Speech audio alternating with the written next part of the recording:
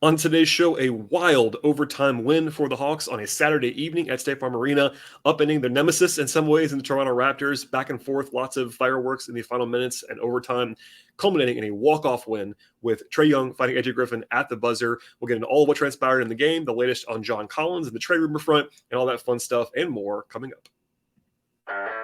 You are Locked On Hawks, your daily Atlanta Hawks podcast. Part of the Locked On Podcast Network. Your team every day.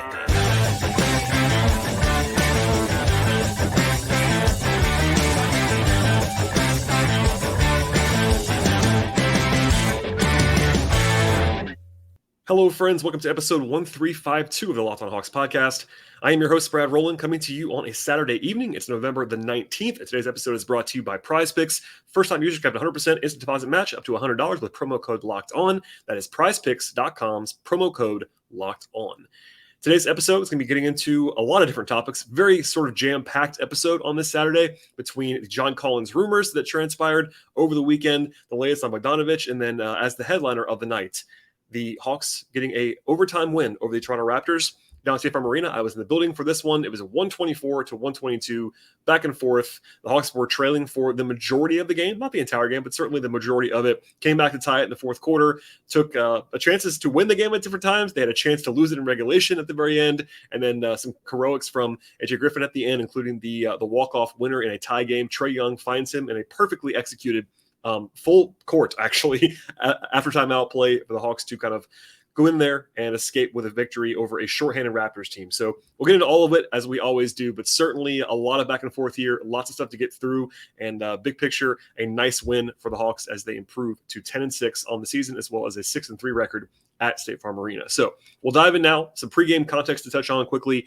Both teams had 2 days off coming into the night. The Raptors and Hawks had almost identical records as well. Toronto at 9-7, Hawks at 9-6 coming into the night. Of course, the Raptors blitzed the Hawks by 30 points up in Toronto earlier this season, and they are a very good team in certain ways. They're very different and kind of challenging to play against. They create a lot of havoc on both ends of the floor. They are small in some ways, also big in some ways. They play a lot of like 6'8", 6'9" guys, and it makes life difficult on a lot of different players. Trae Young was terrible the first time around, and he was much better in this game for reference point. And long story short, the Hawks were actually favored in this game by 5.5 points, their largest favorite status since the 5th game of the season. So basically the Hawks went 10 games without being favored by more than 4.5 points, and that actually changed tonight, and they were able to hold serve. They did not cover, of course. They only won by 2, but the Hawks were actually favored by 6 points or more in all of the first 5 games. There was a lot more difficult sledding since then, but part of that was because Toronto was missing 6 of their top 11 players in this one. Now, Toronto is a team that's very capable of overplaying their baseline. They're very well coached. They play very few guys already. They play kind of a short rotation. But they were without Pascal Siakam, who's their best player, Gary Trent, Precious Achiuwa, Chris Boucher, Otto Porter, and Delano Banton. Now, Siakam and Trent are starters for them. Achiuwa is a good player as well, but it wasn't like they were without their top 6 players. It was 6 of their top 11, but they had like basically their number 3 or maybe even number 2 through definitively number 2 through 5 players available in this game with regard to Anunoby and Van Vliet and Scotty Barnes. So they did have some players available that were all quite good. At the same time, the Hawks were supposed to win this game, quote unquote, and they managed to escape with that victory, but it was not easy along the way. As for the Hawks, quickly here, the only player that was out in this game was Bogdanovic, but I have one thing that I wanted to play you actually from Friday as I speak to how jam-packed this episode is going to be. I wouldn't call it an update, but McMillan was asked at practice on Friday about Bogey's progress by Lauren Williams of the AJC. You're going to hear her voice in a second. I'm going to play the question and the answer for you on both video and audio. And actually, it's not going to be video, just more of a background screen. But you'll actually get to hear Nate. Apologies for the practice level background noise, the bouncing of balls, things like that. But long story short, here is the latest quote unquote update from McMillan on Bogdanovic. I know Bogey, when he does eventually come back, will inject some offense into this team, especially from the three-point line. But, how much time will you give him or is expected for him to adjust and get into game shape? It's too early for that.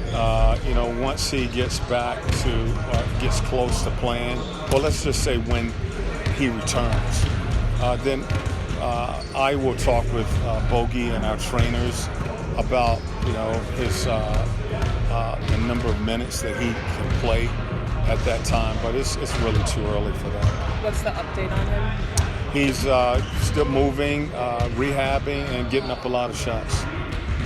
All right, so that was it. You heard it. The full quote, the full answer on his actual progress in the follow-up question from Will Williams was, and I quote, "He's still moving, rehabbing, and getting up a lot of shots." End quote.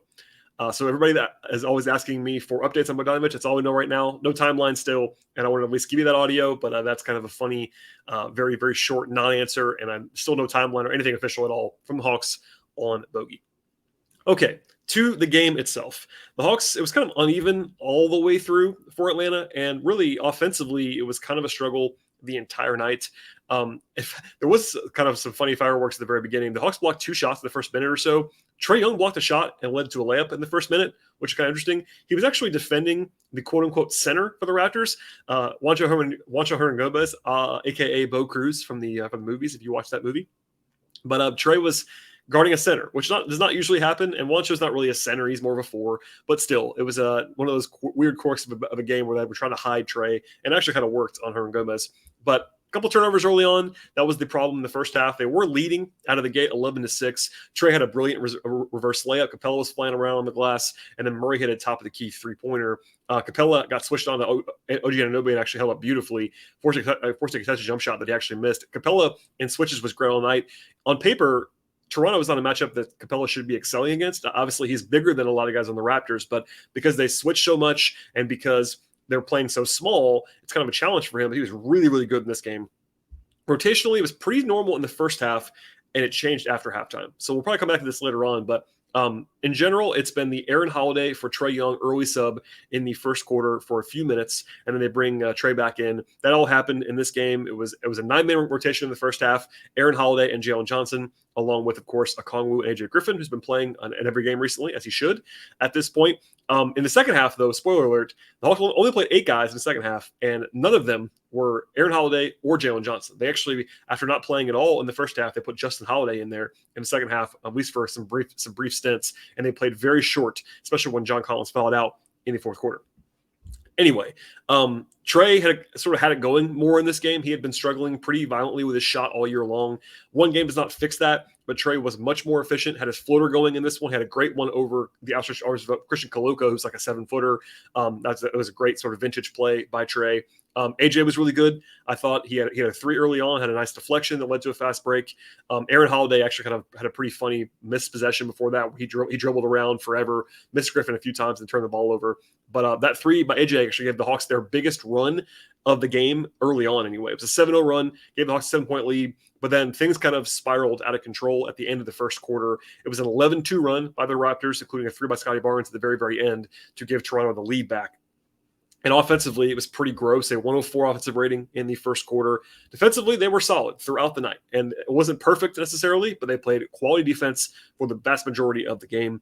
Still, that late run in the first quarter became a extended 22-6 overall run to go from up 7 to down by 9 between the end of the first and the beginning of the second quarters. That's not what you want in a game where you are solidly the favorite and playing at home. There were nice layups from Murray and Griffin to stop the run, but Atlanta was just missing everything. At that point, after like the first 15 minutes of the game, the Hawks were 4 of 16 on shots outside of 4 feet. So basically anything away from the rim, they could not make it. And they had 8 turnovers in that point. So that combination of bad shooting on the perimeter and turnovers is kind of untenable against this Raptors team in particular. The Hawks did kind of wake up from there. Murray had a nice self-created basket. Trae kind of started finding a little bit more in the corners. Actually, there was a play where Trae probably should have shot a catch-and-shoot 3 in the corner, but ended up faking, getting into the rim and scoring. And then he threw a beautiful, like 50 feet level pass from him to Collins for a dunk in transition. That run happened, by the way, with the stars back on the floor. And in general, in this game, the bench kind of got rocked. AJ Griffin was obviously a standout in this one, as we'll come back to later on. But the rest of the bench, especially Holiday and Johnson, who maybe not coincidentally got pulled after the first half, those guys were pretty bad in the first half of this game. And then even Capela versus Okongwu, Onyeka was fine, but Capela was definitely sort of a different level above Okongwu in this game across the board. The Hawks did come back to tie it with about 90 seconds left in the first half. But nothing went well in the final minute and a half of the second quarter. The Raptors scored the next 4 points. Then Trae got a technical foul, kicking his leg out on a three-point attempt. That was a questionable call, to be sure, and Nate McMillan was outraged, got a technical foul right away for that. He went pretty nuts by his standards, actually. I don't really blame him for reacting to it. It was right in front of the Hawks bench, controversial call. And then the Hawks had called for goaltending at the buzzer. So it was a 7-0 run in like 75 seconds for the Raptors at the end of the half. That doesn't necessarily explain, this isn't going to explain it, but I think also I would look into tweaking the rotation a little bit. Nate's been kind of resting or benching, or however you want to say that, sitting DeJounte Murray in the last like 2.5 minutes of the first half every game, or at least most games. That's not something that I love. It's kind of just an odd thing. Like a guy like Murray, who's not like a superstar, but certainly is a star level player. Him sitting like that at the end of the first half is not a normal situation. I'm not sure if it's a rotational tweak or maybe something like they're trying to rest him or something like that, but it's maybe a minutes kind of not necessarily limit, but they're trying to avoid minutes, whatever it is. I don't love that setup, and it kind of bit them there at the end of that first half. They were down 7 at the halftime break, and the offense was the problem, as it was for the majority of the game. They had a 102 offensive rating in the first half and 10 turnovers. Circle that, 10 turnovers. That's what the Hawks should be having in a full game. Basically, they average about 12 per game. So that was really, really rough. Now, spoiler alert, they got a lot better in the second half. That's one of the reasons why the Hawks won this game, is because they stopped kicking them all around. After 10 turnovers in the first half, they only had 5 in the second half, and that includes overtime. So that is something to certainly circle and come back to. Other than that, on the offensive end of the floor, I thought Hunter struggled pretty notably in the first half. He was actually 0 of 7 from the floor, 0 of 3 on mid-rangers, 0 of 2 at the rim, 0 of 2 from 3. Just didn't have anything going. He was better after halftime as well. And the defense was largely fine the entire time, but the Hawks just kind of lost the possession battle because they kept turning the ball over. And once again, that was something they definitely improved on after halftime. All right, with all of that said, we'll come back to talk about the second half, talk about John Collins, talk about takeaways from this game, etc. Look ahead to the future and more. But first, a word from our sponsors on the podcast today.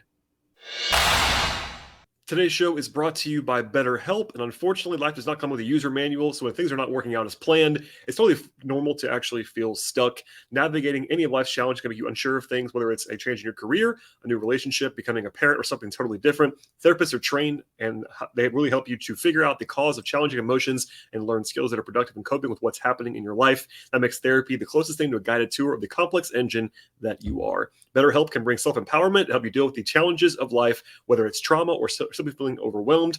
As the world's largest therapy service, BetterHelp has matched more than 3 million people with professionally licensed and vetted therapists, available 100% online. Plus, it's affordable. Fill out a brief questionnaire to match with a therapist today. And if things are not clicking, you can easily switch that to a new therapist anytime. It could not be any simpler. No waiting rooms, no traffic, no endless searching for the right therapist. Learn more and save 10% off your first month at BetterHelp.com/LockedOnNBA. That is BetterHelp, BetterHelp.com/LockedOnNBA. So right away in the third quarter, things were better for the Hawks. It was a 13-4 run out of the gate, take the lead. Trae and DeJounte had 4 points in a row each inside the arc, and then Trae hit a deep three, sort of in pull-up fashion. Again, he had a pretty good game in this one for the first time in a while. They did stagnate after that offensively, only had 3 points in about 4 minutes after that initial barrage. They had a nice design play, actually, against Toronto's zone that got Collins set up against Van Vliet, and he drove right through him for 2 free throws.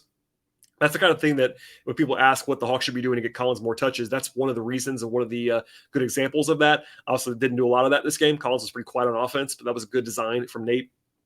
And they also got a nice ATO play to get Hunter a layup, kind of stop the bleeding after that that sort of not necessarily scoreless stretch, but certainly scoring challenged stretch. I mentioned the rotation tweaks. It's normally Aaron Holiday coming in the third quarter for Trae. They did not do that, and my antenna was up there. It was AJ Griffin off the bench first, and then it was Justin Holiday later on. They played Hunter at the 4 extensively. In fact, they ended up closing the game in the overtime period with Hunter at the 4 because Collins fouled out in the fourth quarter, and that is an option. You know, some people have been asking me this question as well, like what happens if Jalen Johnson struggles?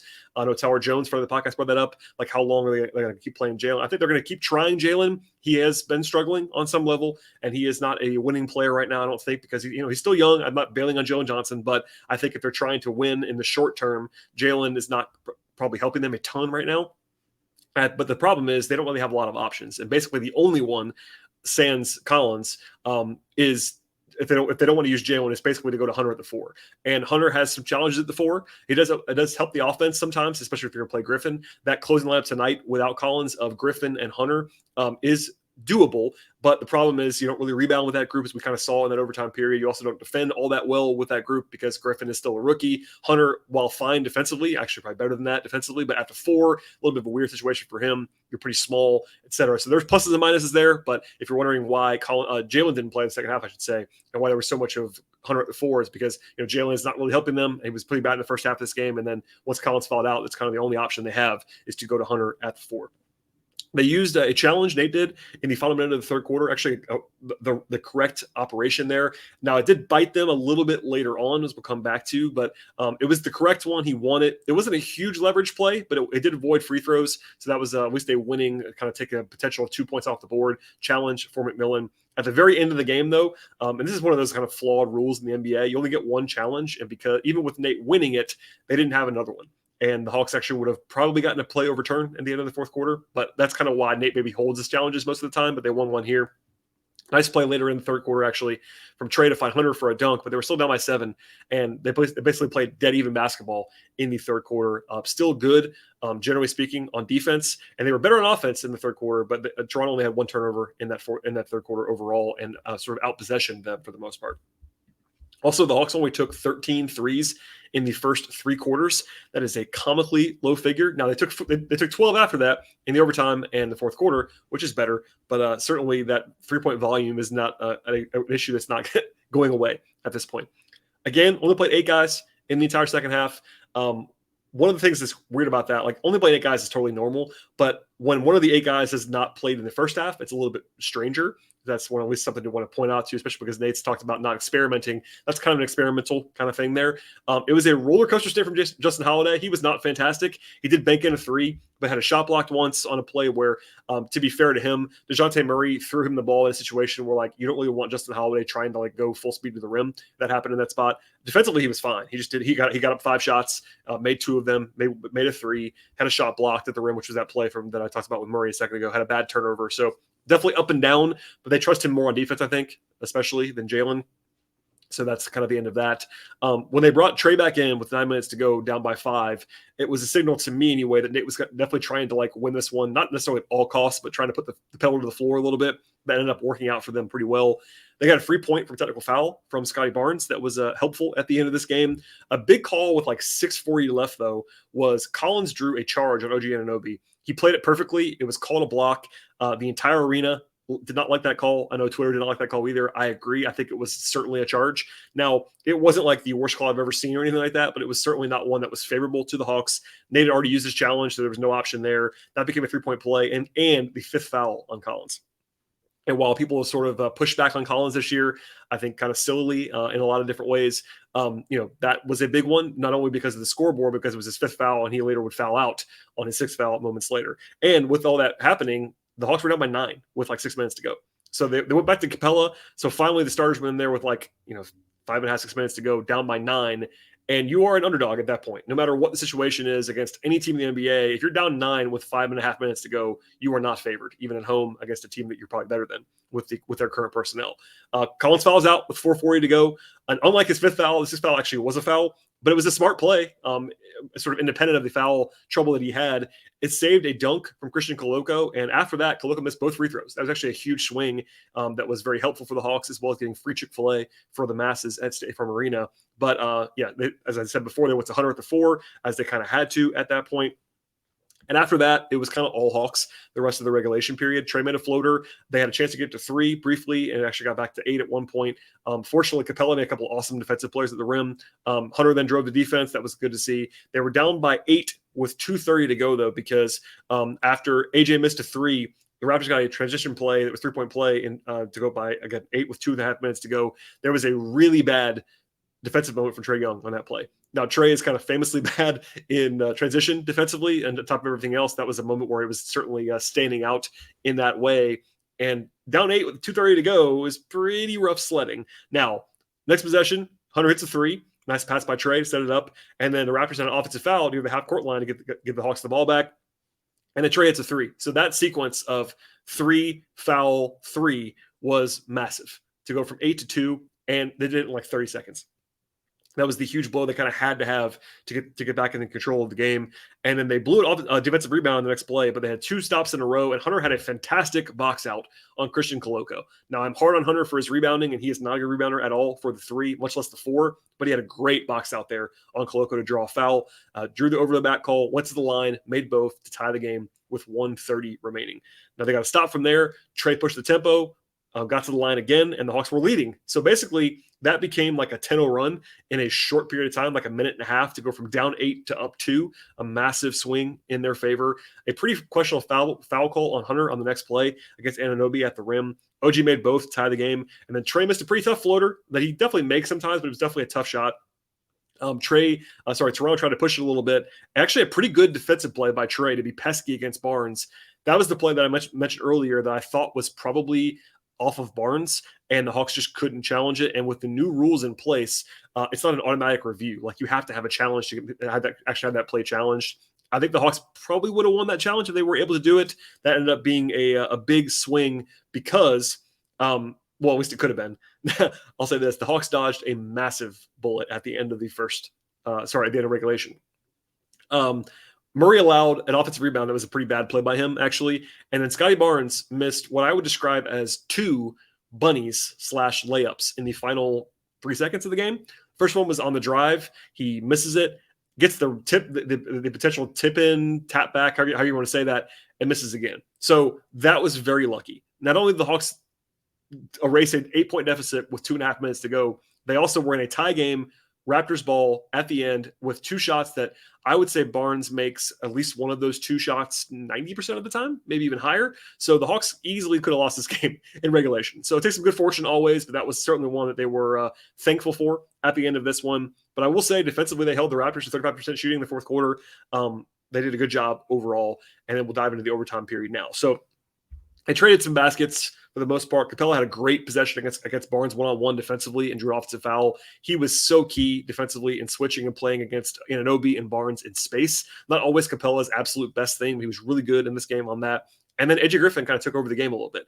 He had 6 points in the 6 of the first 7 for the Hawks in overtime, 2 floaters and an offensive rebound when it kind of carried him right to him when he was diving to the rim. That was a huge factor for Atlanta. And the Hawks also held the Raptors to 4 points in the first 4 minutes of the overtime period. So they're up 3 in control once again. And the Hawks the Hawks kept that control for most of the way. Trae blew by Koloko on a switch for a layup to go up by 3 with like 30 seconds to go. Good foul actually by Griffin, kind of in the same way that Collins did early on. Might have been a clean block even. I thought potentially not even been a foul on Griffin, but they put Koloko on the line. He misses 1 out of 2, and the Hawks have a 2-point lead and 13 seconds left with the ball. And there you're just putting the game away. In fact, they got it to Trae wisely. He made both, and the Hawks shot by 4 with 11.6 to go. So it should be over at that point, at least close to it. But unfortunately, it was not. Murray goes for a steal on the inbounds pass, doesn't get it. And they, again, this is not a disaster up by 4, but the Hawks gave up a wide open, totally uncontested drive down the lane for a dunk to Anunoby. And it happened in like 3 seconds. So up 4, there are worse things. Fouling a 3-point shooter, allowing a 3, whatever.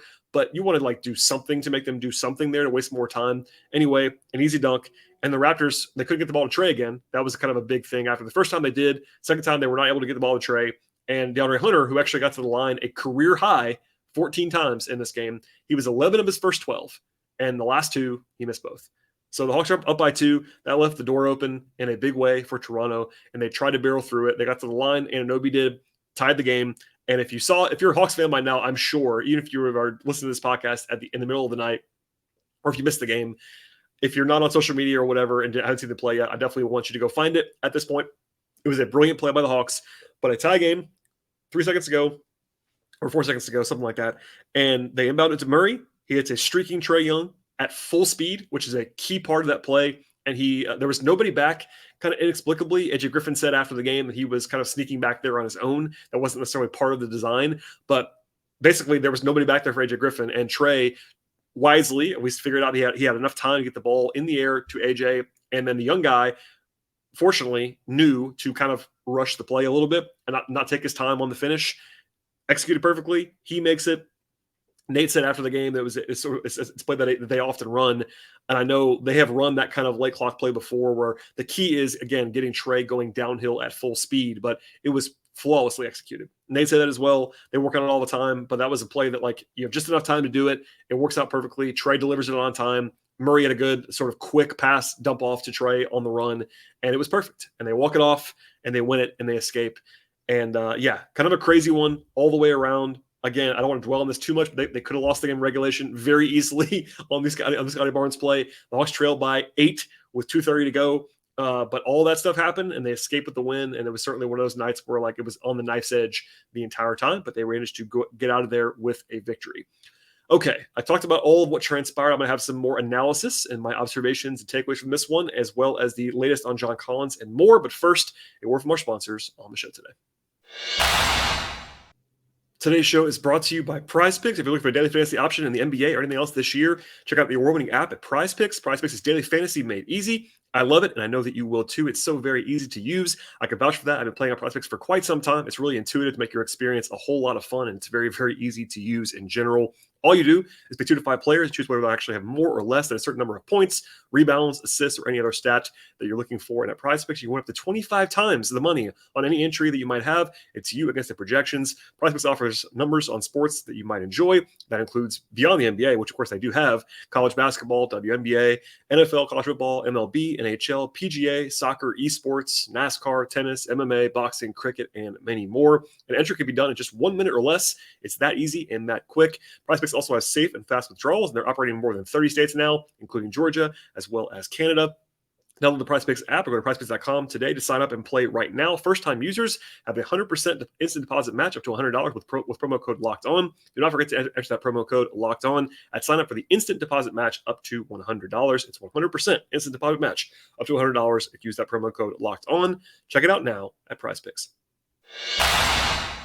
All right, and as far as the takeaways from the game are concerned in terms of the way the Hawks played, I thought this was definitely a defense-first win for Atlanta on the whole. The offense was not fantastic, but it wasn't disastrous either. They had a 111 offensive rating. That's acceptable against this Toronto team, although it went up a lot in the fourth quarter and overtime. It was pretty rough before that. They did shoot very well on twos. They're 58% on twos in this game. They had 72 points in the paint. That's a sky-high number for this Hawks team, even with the extra 5 minutes of play. But they continue to not make jump shots in this game. They were 7-23 from 3. Sorry, 7-25 from 3. That is still an issue. That's still not enough attempts, not enough makes, not enough accuracy, not enough spacing, all those things. I've been talking about it quite a bit. I did a podcast with Ben Ladner on Friday. We talked about that quite a bit on that show. I'm not going to dwell on it a lot on this show. There's too much to talk about. But the Hawks in this game were 16 of 53 from outside of 4 feet. That is brutal. Like, that is really, really bad. And to win a game like that, I guess on the bright side, to win a game when you do that is a positive. But they have to fix it on some level. So I've been talking about it a ton. Again, I want to plug that show one more time with Ben. It's like 55 minutes of Hawks talk from Friday. It's still very relevant at this point in time. So please listen to that one in your spare time. But that was another topic there, and one that we could probably dwell on a lot tonight. I'm not going to do that for now. They got to the line 32 times, though. That's a positive. Again, I mentioned before, Hunter had a career high in attempts, and the Hawks, if they do that, more often than not, they'll be in good shape. They did have 15 turnovers, but only 10 in the first half, only 5 in the last 29 minutes. That's a good performance in the second half after a rough one in the first. Defensively, they were awesome tonight, honestly. They weren't flawless by any means. They were definitely helped by Toronto missing a lot of shots. The Raptors were 8 of 37 from 3. So after the Celtics kind of went crazy on them on Wednesday, and I talked about that before the game, like the Hawks were probably due for some shooting luck going against them. The Raptors missed a bunch of shots in this game. Now, they weren't like great shots necessarily, but the Hawks got a little bit fortunate there, but they did well on the margins as well. Only 22 free throw attempts allowed. That's a good number. They forced 14 turnovers. That's a pretty good number as well. They did okay on the glass, even with some challenges with Clint Capela having to switch out on the perimeter. Makes it difficult on them. And it's still a problem. Whenever Clint is off the floor, the rebounding is a real problem. But even with a small lineup, because of Capela anchoring and some gang stuff at the end, rebounding-wise, they were able to get enough rebounds in this one to avoid total disaster. As for the players, interesting kind of mix here. The starters were good. The bench was generally not in this game. The 3 guys who played the least were Justin Holiday, Aaron Holiday, and Jalen Johnson. I thought, as I mentioned before, I thought Jalen and Aaron were both very bad in the first half. By the way, neither attempted a shot. That's not great necessarily. Aaron Holiday probably shouldn't attempt a ton of shots with his playing style, but he had a turnover, a couple of just like boneheaded plays, and then defensively wasn't his best self either. Jalen was just a little bit lost defensively, had a turnover on offense, no rebounds in 5 minutes is also a problem for him. He's got a rebound, he's going to be out there. So I don't want to go crazy about that. They were not good in the first half, which led to Justin playing. I mentioned it before, but he had 5 points in 7 minutes, did take 5 shots. He was definitely eager to get some shots up. I think the Hawks, in fact, I'm pretty confident now, the Hawks are encouraging him to take some shots that I don't necessarily love. I think they just want his gravity to kind of play up. I think he's a totally fine three-point shooter, despite Hawks fans hating him at this point in time in large ways. But he is a capable defender, a decent enough shooter. He's not great by any means, but I was okay with him going to Justin at that point, especially because of the way that the other two guys played, Aaron and Jalen, in the first half. But those guys were not great on the whole. And then Okongwu wasn't his best self either. 19 minutes, 3 points, 4 rebounds. Didn't have a steal or a block or an assist, or just kind of empty stat line. Only took 2 shots. He was just kind of quiet. He wasn't bad, but rebounding wise, it's not always great. And then defensively, didn't have the same impact that he sometimes has around the rim. And then the one guy who was good off the bench was AJ Griffin, and a lot of that was playing with the starters. Like they had him out there with the starters in the third quarter when he was the first sub, and then he played the entirety of when Collins fouled out, which was like the last 9 minutes of the game. So I think he probably played roughly half as minutes with the starters, or at least most of the starting lineup, and that definitely helped him. But he was good. 17 points, 15 shots is a lot actually for him. I don't mind that at all, but he was definitely aggressive. He was only 106 from 3, which is usually his calling card, but he was 7 of 9 on 2s. He's been really good in floater range. You know, Griffin, I think he's going to cool off at some point because like no one shoots as good as he has so far in floaters, but he's been very good and very crafty and very poised. That's something Nate's been saying in post games and even pre games and stuff, is that AJ plays kind of beyond his years. I definitely agree with that. He's under control in a way that most 19-year-olds are not. Again, like this is maybe a product of being an NBA player's son, but he's definitely in total control on offense. 1 assist, 1 steal, 1 block. He was active enough. I think defensively, it is not particularly good, I have to say. He had a couple nice possessions, though. There was one in the overtime period where he really stuck to Anunoby in a encouraging way. It's the off-ball stuff a lot of the time, and they also had a couple possessions in the second half where Toronto pretty actively targeted him, and they probably should. He's a rookie. I'm not worried about AJ's defense long-term right now, but at the moment, he is a negative, I think, defensively. But by 19-year-old rookie standards, it's not like a disaster, which is probably a positive in a lot of ways. But I said this during the game. I'll say it again now for anyone who's not following me on Twitter. But I am usually pretty anti-rookie. I think rookies are generally pretty bad. And I say that it's one of the things I always kind of lean on. AJ's not bad. Like AJ's playing well. He's not maybe playing as well as some people think that he is. I think there's like a movement now to have him start and stuff like that. That's a little bit too aggressive, but he is really good. I really enjoy AJ. I love that draft pick. Said as much on draft night. I had him in my top 10 in the class. Like it's going very well. Like at the very least, I know I'm not trying to pour cold water. I'm really not. He's playing extremely well for a 19-year-old who's a rookie playing his 15th, 16th game in the league. Like it's going very well. Let's just say. Okay, to the starters. Kind of a mixed bag, but everybody, again, the numbers were all good when they all played. So Hunter led the team in minutes with 45. It's because he had to play the 4 in the second half. It was a tale of 2 halves for Hunter. He was 0-7 in the first half, and he was 5-7 in the second half. And again, a career high, 14 free throw attempts. Made 11 of them. That's good enough. Unfortunately, the 2 that he missed were 2 big shots that almost cost him the game, but he was able to navigate that at the end. 22 points, 5 rebounds, only 1 assist. The passing really is not good for Hunter. He had one situation where he got to the line actually on this play, but it was a 2-on-1 where he so very clearly needed to drop it off to Capela for what would have been a wide open dunk. And instead he went right through the defender, got fouled, made free throws, but certainly has to pass that ball. That's one example. 3 turnovers, 1 assist. He actually had the worst plus minus in the starting lineup. That's probably fitting. I think he's probably the worst player on this night of those 5 guys, even with 22 points. But, he was better in the second half for sure. Played fine defensively, did his job. But it was definitely a rough start for DeAndre in the first half. John Collins was quiet on offense, only had 9 points in 34 minutes, but had 11 rebounds, 4 assists, and a steal. I think John has been playing fantastic defense this year. I know, and we'll get back to this in a second. We'll talk about his trade stuff at the end of the show. But because of his lack of scoring, I think in particular, and shot making, there's been a movement that he's struggling. He's not playing his best ball on offense this season by any means. He's still helping them win pretty obviously. He was plus 10 in this game. His net rating for the season is definitely better than the Hawks' net rating is as a whole. They've been better with him on the floor than with him off the floor all year long. And this has been his best defensive season clearly so far. Like, I think he's a genuine positive defensively at this point. And I know nobody cares because the offense. And look, I talked about this with Ben on the show on Friday. His offensive role is muddled. They need to get more out of him. I'm not saying he's playing well on offense by his standards. He's definitely not. He made a 3 in this game. That was good. It's good to see. I have one go down. He's been struggling so badly with his jump shot, but they got to run stuff for him. He's got to be more aggressive on his own. This is not a problem that's unfixable, but the offensive fit is a challenge, and I think that's part of the calculus here. But again, broadly speaking, he is definitely helping them win. Defensively, he's been really, really good so far, and he is a big reason. I would say he is the either second or third biggest reason why they are much better defensively this year. They're in the top 10 as I speak right now defensively. Capela is number 1 on that list. He's their best defender. He's their anchor. He's been awesome. We'll get to him in a second. But Collins has been really good. Like it's basically between Collins and having the impact now of having Murray as a havoc creator. Those are the number 2 and 3 reasons in some order about the Hawks defensive improvement. And yeah, we'll just kind of leave it there for now. I promise we'll have more on that in the future, but there you go. Speaking of Capela, he was awesome in this game, man. 18 points, 14 rebounds, 3 blocks on 13 shots. That's also very efficient for Capela. He's been finishing around the rim. He dunked twice in a row and had the stanchion rocking. He was bringing it energy-wise. He was flying around. Defensively, he was just brilliant, walling off the rim, switching out on the guys, being effective even against Anunoby and Barnes in space. He was just brilliant. I mean, Capela has been – I think he had kind of a slow start the last first 4 or 5 games, and ever since then he's been basically a top 6-7 center in the league. He's been really, really good. I know I'm always talking about how good Clint was, but Nate talked about it after the game. He was preaching about his defensive impact in this one. It's very obvious on tape if you watch him. Rebounding wise, everything. Clint was awesome in this game. Murray was just okay. 17 points on 18 shots, not exactly efficient. 7 rebounds, 4 assists, 2 steals. It was like a C game for him, just average. Nothing terribly bad. He was good at havoc creating as always. He had 2 steals. He was in passing lanes, probably a little bit too overeager at times, but I thought Murray played just fine.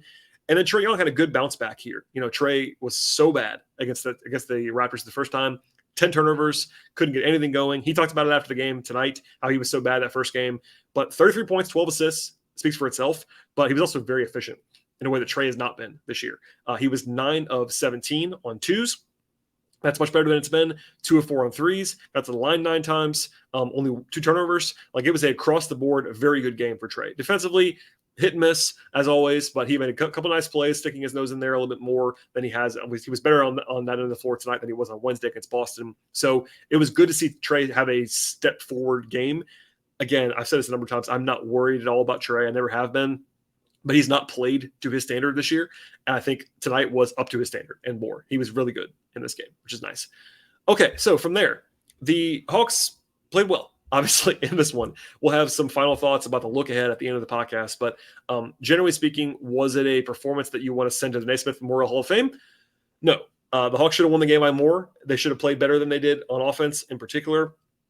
And I still have some concerns about the offense. Again, one more time, I talked about that a lot of that stuff with Ben on Friday, and that all still stands about shot profile and that stuff. They didn't play well on offense for the most part in this game, but a little bit more from Trae was good, and the Hawks were able to escape with a win, which kind of all that matters. 10-6. I tweeted this today, but half of the NBA, literally, it has 6 losses or 7 losses or 8 losses. There's a giant bunch in the middle. The Hawks are part of that, but they're 10-6 right now. And as I look at the standings live on the podcast, because I'm sure they're going to be updating as I speak, the Hawks are still 3rd right now in the East. And they're still a half game ahead of Cleveland and a half game ahead of Indiana. Indiana won tonight by 1. But let's just say I'm not worried about Indiana compared to Atlanta. So, yes, Boston and Milwaukee are in a tier of their own right now at 1 and 2. But the Hawks are right there in 3rd in the East. And it's not always been pretty, but they are playing well at this point and doing what they have to do overall. And again, most of that is the defense being better. I know it's a little bit of a strange world after the last couple of years. You have the defense kind of carrying the offense a little bit. That was the case tonight. Once again, it's been the case all year long. They've been better defensively than offensively. It's very weird, but it's been the reality so far. All right, last topic on the show. This is gonna be a long one as I look at the clock. We're already quite long here, but it's okay. First, I actually touched on this a little bit on my newly launched Patreon, but I have no idea how I'm going to use it. But people have been asking me to do this for a long time.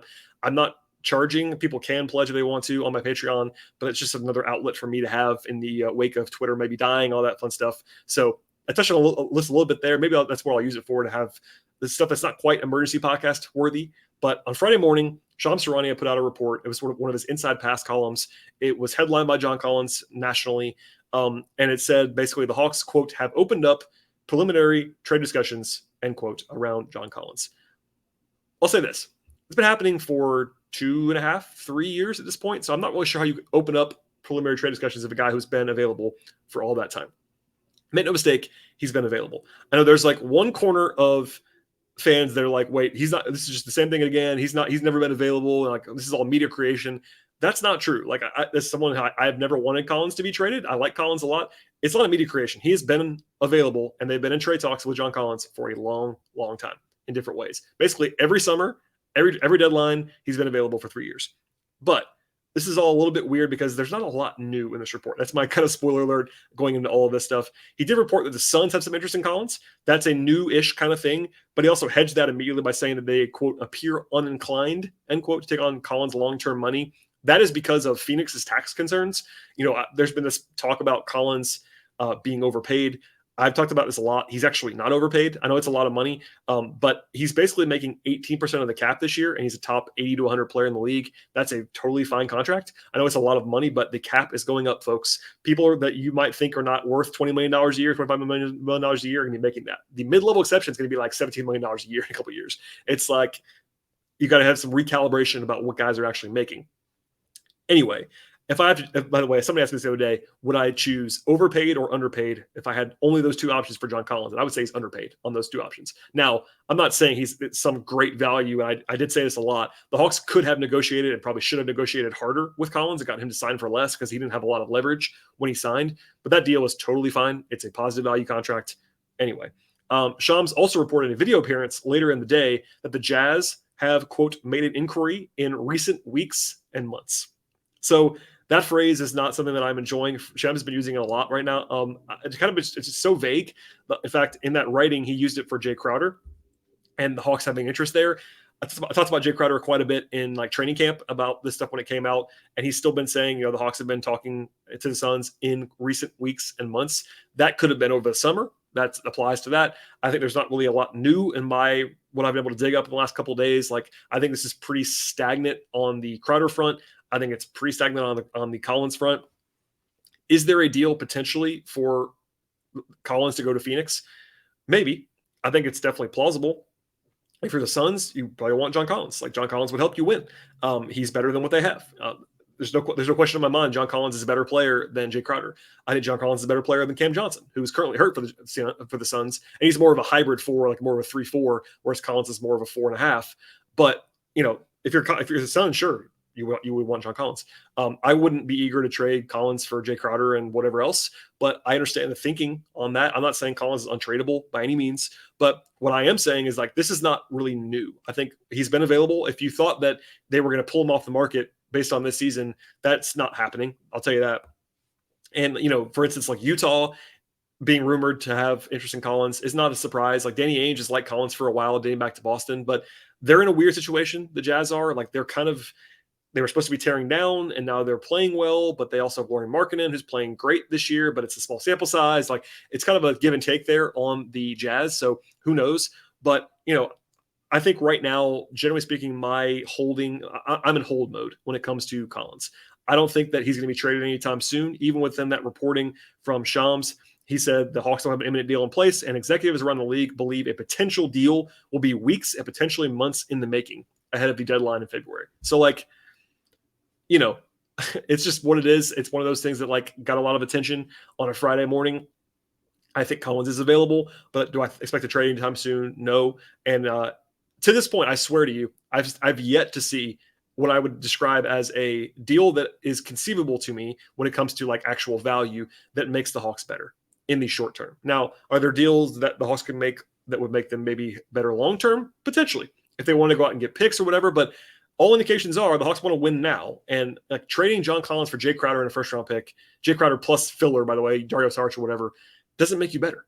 It doesn't. Like if you want to restock the picks, maybe sure, but like Collins is better than Jay Crowder. That's just what it is. So we'll have more on that in the future if we need to, but my stance is kind of unchanged. And for the most part, I'm not picking on Shams right now in terms of the reporting. But if you go through it all, and I did kind of just do that for you in short terms, and I'm kind of trained to read this stuff between the lines and ask, nothing's really new here. The Hawks have made him available. The Suns might have some interest. The Jazz might have some interest. I'm sure other teams will be calling as well. But to this point, the Hawks have been unwilling to lower their trade price for John Collins. And unless they do that, they might be hanging on to him once again. He and Miles Turner can sort of duke it out for the last possible guy who will be traded on that contract. And Miles is now a free agent, so it might be Collins at the end of all this stuff. All right, that'll be it for today. One brief look ahead here to the Hawks' next game on the agenda, as I'm not going to have a podcast between now and then, barring an emergency. The Hawks play in Cleveland on Monday. That is a very, very interesting basketball game. So the Cavs are, let's just say, not playing well right now. They did win their last game, which was nice, but they had lost, I think, 5 in a row before that, maybe 6 in a row. Yeah, 5 in a row before that. And now they've lost Kevin Love to a thumb fracture. So it's a challenge. You're going on the road. The Cavs do have a point differential that's quite good. And the combination of Garland and Mitchell and Mobley and Allen is pretty scary. I've kind of always thought the Hawks and Cavs were closer together than some people do. I think generally consensus is the Cavs are better than the Hawks nationally. I don't really see that as my thought at this point in time, but there you go. And of note, it's actually a back-to-back for Cleveland. Now, it's a no-travel home back-to-back for the Cavs, but they play on Sunday against Miami, and then they play Monday against the Hawks in the same venue. It's an early game, by the way, 7 o'clock tip, so keep an eye on that if you are a Hawks fan trying to not miss the tip-off of that one. But really interesting challenge for Atlanta going on the road, and they come right back at home. And by the way, Wednesday is the Kevin Huerter return game on the night before Thanksgiving. That'll be a weird crowd, I'm sure, because holidays and all that stuff. But the Kings come to town on Wednesday, so we'll have more on that in the future as well. So interesting week coming up for the Hawks. But Monday is a good road test for Atlanta against a competent, very solid Cleveland team. And the Hawks will have, at least barring crazy injuries, the Hawks will be either not favored or at least not favored by a lot in that game in Cleveland. So we'll come back to that later on. Follow me on Twitter for the latest. Hopefully Twitter still exists at that point in time at BT Rowland. Follow the show on Twitter at Locked On Hawks. And I do beg you, encourage you, however you want to say that, to subscribe to the podcast across podcast platforms, Apple Podcasts, Spotify, Stitcher, YouTube, TuneIn Radio, all those places. It's definitely better for the show if you subscribe across the board. I do have that Patreon page as well if you want to go check that out. And it's still unlocked for all at this point in time. And again, I have no idea what I'm going to do with it, but I did write something briefly on Friday. Maybe I'll have my writing fingers get back in the mix. And I also write for Dime on UPROXX. If you're a new listener to the podcast, I write nationally at Dime. I write for Sportsline as well on the sports, fantasy, gambling side, all that fun stuff. So thanks for listening to the podcast, everybody. I really do appreciate all of the support. I hope you enjoy the rest of your weekend, and I'll be back again after the game on Monday evening.